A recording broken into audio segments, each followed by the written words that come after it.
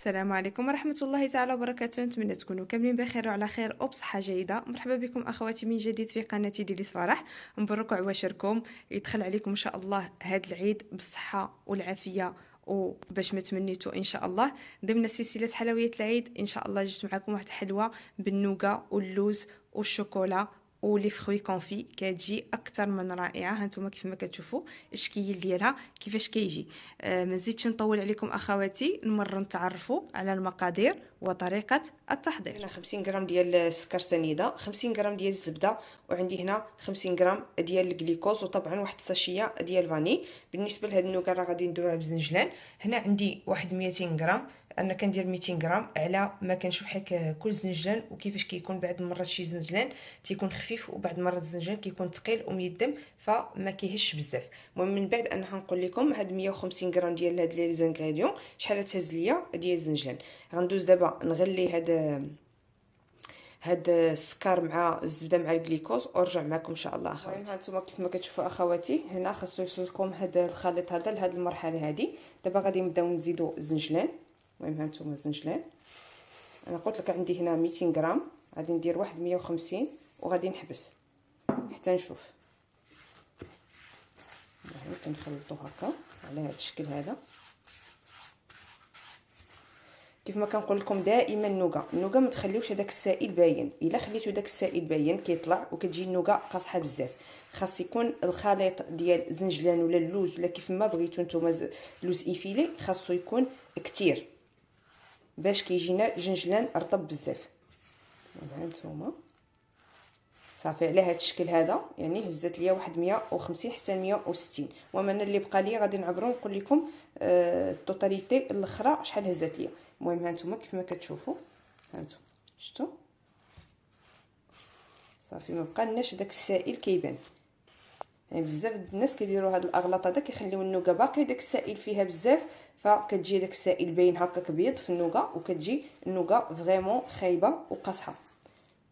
المهم هانتوما كيف ما كتشوفوا دابا غادي نجيب المول اللي غندير فيها ونكملوا ان شاء الله تتمه الحلوه ديالنا. المهم هانتوما اخواتي هنا بديت كنعمر. المهم بالنسبه للمول اللي غادي ندير هو هذا المول هذا. هانتوما كيف ما كتشوفوا هذا المول هذا اللي معروف راه بشحال هذه كاين. المهم نتوما ديروا المول اللي بغيتو، ولكن الا عندكم بحال هذا المول من الاحسن لان الحلوه فيه غادي تجي زوينه. المهم بالنسبه للتعميره ديال سميتو ديال الزنجلان ما تعمروهاش بزاف، غير على هذا الشكل. هانتوما كيف ما كتشوفوا غير واحد شويه لان مازال هذا الشيء اللي بقى غادي نعمروه ان شاء الله. المهم بالنسبه للفران كالعاده بالنسبه النوغا نشعلوا عليها من الفوق ومن التحت غير على درجه الحراره قليله، واحد 170 حتى 160 درجه. نشوفوا هاد الذهبات نخرجوها، يعني ماشي الذهبات بزاف لان من بعد فاش كتخرج كتكون باقا شاده ديك السخونيه، راه ممكن تكحل لكم من التحت. فلهذا نحطوها في الرف الوسطاني ونشعلوا عليها غير 160 170 درجه، نحضيوها على ما نشوفوا هاد الذهبات نخرجوها من الفران ونخليوها هي كتكمل الطياب ديالها. هي كتزيد كتغلق على اللون اللي خرجتوها فيه، ونرجعوا باش نكملوا التتمه الحلوه ديالنا. المهم هانتوما اخواتي من بعد ما خرجت المول ديالي من الفران، المهم هانتوما هذا هو التحميره اللي خاصها تكون، ما تخليوش يتحمر بزاف ويتحرق ويجي واحد الطعم ديالو مر. المهم بالنسبه عندي هنا شوكولا اولي اللي غادي نزيد معاها هنا واحد 200 غرام ديال الشكلاط بالحليب، وعندي هنا 100 غرام ديال اللوز اللي هو مفسوخ ومقلي ومطحون، اولا ممكن لكم انكم تدهنوه وتدخلوه الفران. المهم على هذا الشكل هذا غادي نخلطوا هاد لي زانغريديون بجوج بيهم. هانتوما كيف ما كتشوفوا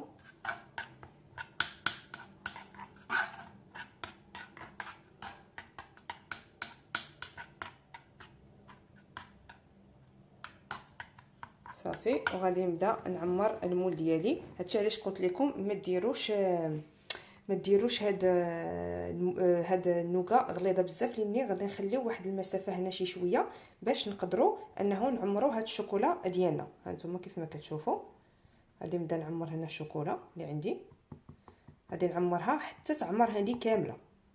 يمكن لكم تعوضوا هاد اللوز هذا اللي هو مقلي باللوز بكاوكاو اولا الكركاع اولا المهم نتوما اللي بغيتو واللي متوفر عندكم. بغيتوها اقتصاديه راه غديروها بكاوكاو، بغيتو ديروها باللوز ديروها باللوز، بغيتو بالكركاع حتى هي تجي زوينه، بالنوازيط حتى هي كتجي رائعه.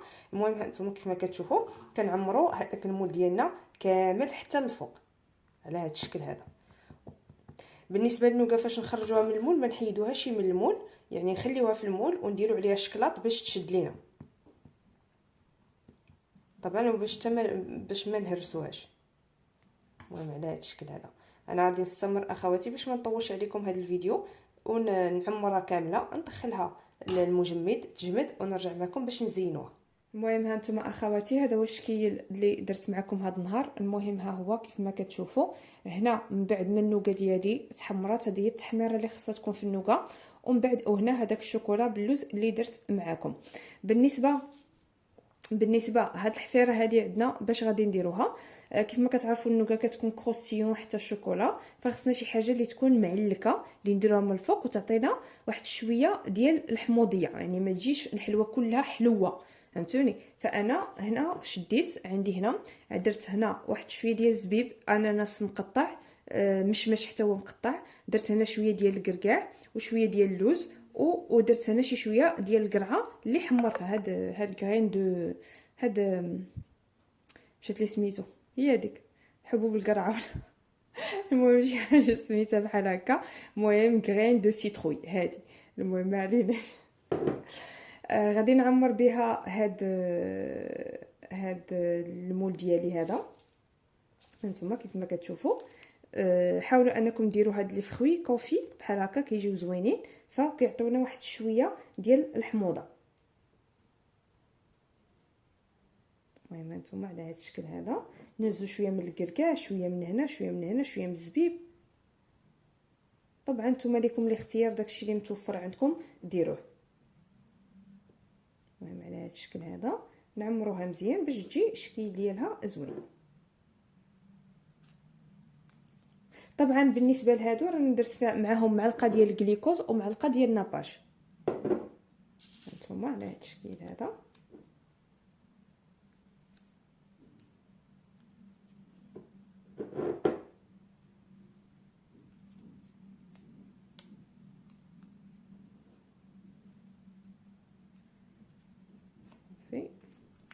غادي نكمل طبعا الكميه ونتلاقاو في الاخر نشوفوا الشكل النهائي ديال الحلوه ديالنا.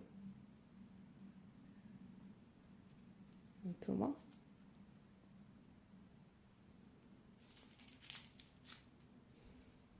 الشكل النهائي اخواتي ديال الحلوه اللي حضرت معكم هذا النهار. هانتوما كيف ما كتشوفوا صراحه كتجي غزاله بهذاك لي فروي كونفي. هادشي علاش قلت لكم ديروا لي فروي كونفي من الفوق، صراحه كيجيو زوينين وكيجيو لامعين وكيعطيو حتى واحد البيبس لهذاك الحلوه ديالنا. المهم هذه هي الكميه اللي خرجت ليا كامله. المهم هانتوما لا باس بها، صراحه كتجي زوينه. ما تبخلوش عليا اخواتي بالاشتراك وتفعيل الجرس باش يوصلكم دائما جديد في القناه، ودمتم في رعايه الله. في الفيديو القادم ان شاء الله.